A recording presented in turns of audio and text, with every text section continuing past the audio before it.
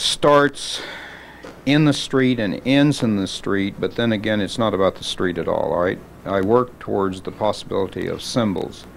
I'm more interested in life being extracted not necessarily into art, but into rhythms, color.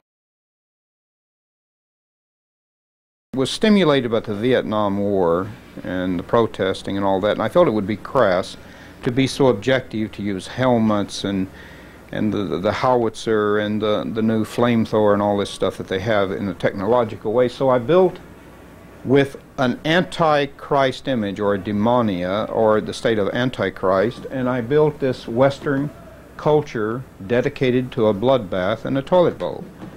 And this piece was shown in 1971 when I had a show at Sonraid Gallery with Marty Schoenfeld, and it represents an attempt to, rather than speak of peace and tranquility, butchery.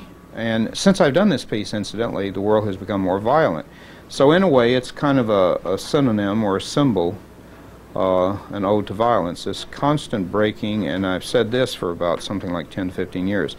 The breaking of glass and smashing of cars, I feel like, is such a violent image that you are schooling the general middle class towards that type of anarchy of destruction. And I believe an artist, a poet, and I'm a poet, 5 books published, I believe that through the genteelness of the evolution of the human spirit, that we end up, if we were to persist and not destroy ourselves, the animals, the equatorial forest, and so forth, we've got to learn to spiritually relate to the earth and take it seriously. My New York work, which had coming from Oklahoma originally, and I was born in Pauls Valley, Oklahoma, in a river bottom land of mining and alfalfa and John Deere tractors, the beautiful green John Deere tractors, and the Alice Chambers, the old orange and yellow jobs. Oklahoma was where, at least born in 35, nature still existed, even though it was becoming contaminated, all right? We were slowly filling it up with debris, as the whole world. But Pretty Boy Floyd was still a myth, so I built my image off of Ty Cobb and Pretty Boy Floyd. But the idea was, in Oklahoma, everything was boringly too much of nature.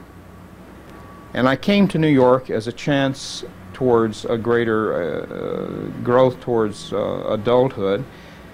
And I looked around, and the most impressive thing was not the academy, was not the state of learning how to draw, because I'd drawn ever since I was 3 years old, but to make a form how, to draw how. How do I do this? How do I relate to nature? Well, I'm leaving Oklahoma.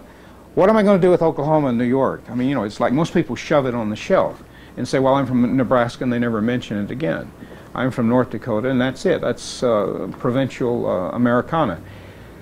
But in New York, I found that the jungle state of the melting pot, people were the centrum. The artifice of the man-made society was at its hyper, I would call it fragmented, disoriented from nature. Outside of nature was the stepping up. When you in science, when you put so many rats in the cage, if you put 1, 2, or 3, they're okay. They'll begin to fight a little bit of 5 or 6. When you get to 25, 20, 30, they'll eat each other. And that's what they're doing in the pornographies.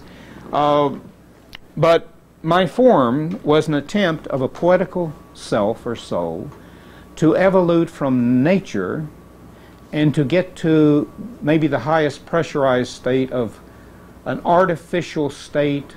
And of course, to be an artist, to be an artificier of reality is...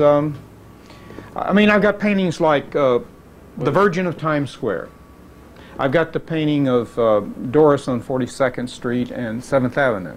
I've got the mouth of 42nd Street. I've got pieces like Beethoven's Equal. So from classical history and the fine departure of a spirit within all classical time, from Oklahoma to New York, and of course New York gave me my freedom because I was disoriented. I was free. I was like an animal. I became an animal. I looked, and and not just sensate. You cannot separate the psychic, the spiritual, from the sensate or the physical senses. If one looks, people don't look today, all right? People don't see even after they look, and they don't know what they're seeing. There are nuances of the street, from the gutter to as high as the Empire or the World Trade. There are dimensions of color and movement and speed that differ and teach you, just like an Indian. They teach you the footprints of movement, of psyches. Trucks move a certain speed, they're heavy. But to paint it, how do you paint it? How do you create a reality? My work has ended up what they call, a good example is this. The old terminology for me does not exist verbally, categorically: expressionism, impressionism, realism, photorealism, computerism. I am in an effort working my way to the individual. It's like out of the collective melting pot of fragmentation, pluralistic society, I'm trying to find out, who am I? It's like back to Gauguin. Where are we going?